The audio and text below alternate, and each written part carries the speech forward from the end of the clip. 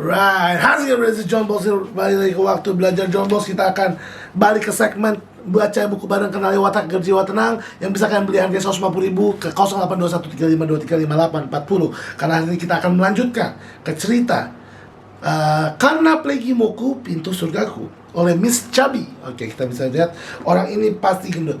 Nggak, bercanda, belum tentu gendut. Biasanya kurus, pipinya doang chubby. Kita ke halaman 134.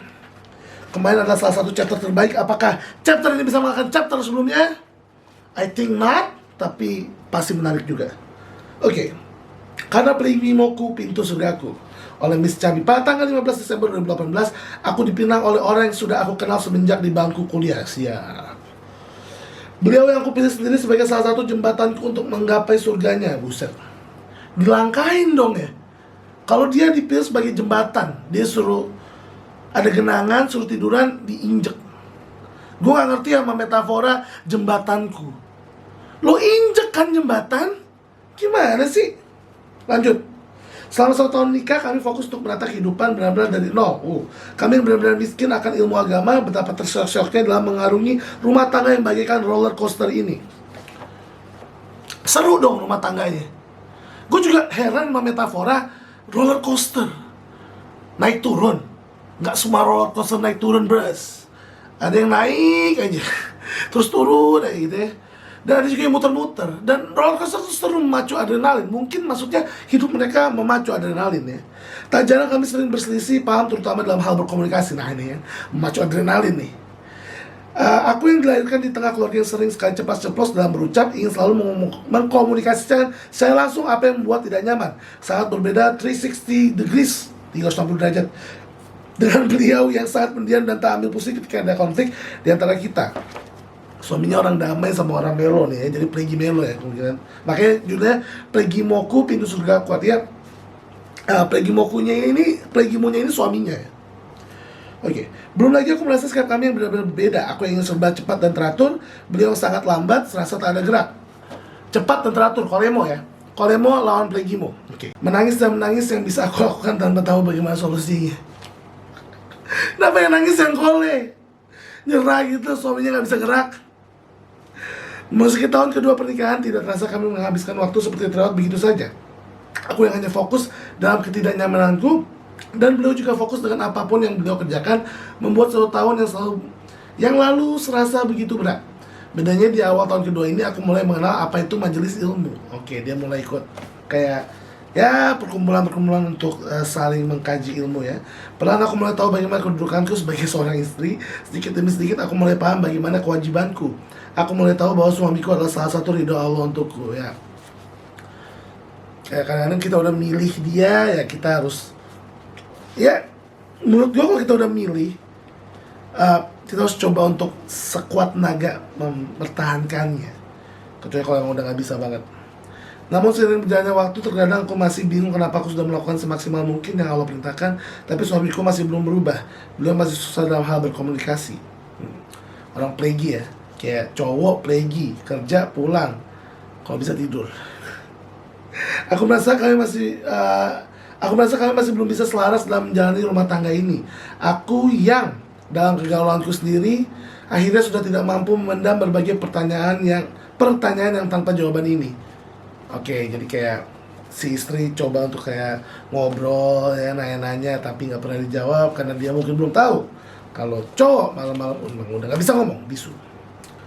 Akhirnya aku beranikan diri untuk menceritakan kepada kakak ipar, saudari suami, tentang apa yang selalu menjadi beban pikiranku selama ini. Nah, ini bagus ya, kalau ada masalah ceritanya ke adik suami yang segender sama kita gitu.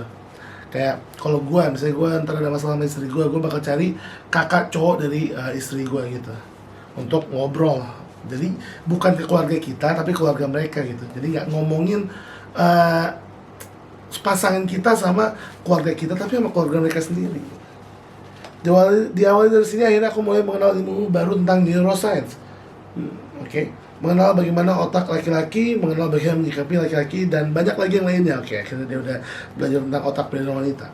Perlahan namun pasti aku mulai paham ritme dalam menjalankan ibadah panjang ini yang penuh liku dan tantangan. Sampai akhirnya aku menemukan jawaban dari pertanyaan yang mulanya aku anggap memang tidak ada jawabannya.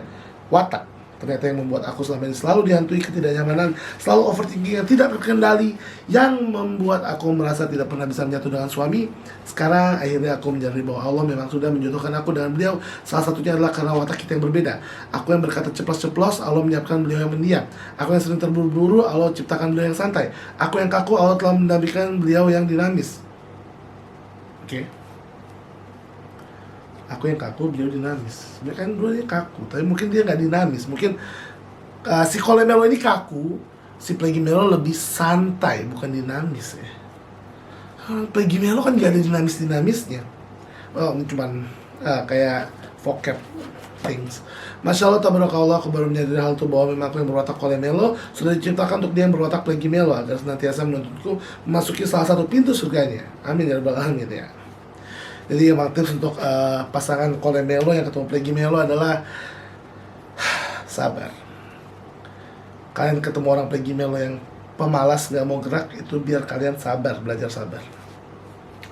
Aku bersyukur Allah telah mendatangkan ilmu ini untukku. Tugas usahanya aku harus terus mencari ilmu seluas mungkin untuk mengantarkanku mencapai ridho suami, memasuki pintu surga Allah Azza wa Jalla saat aku menutup usia nanti.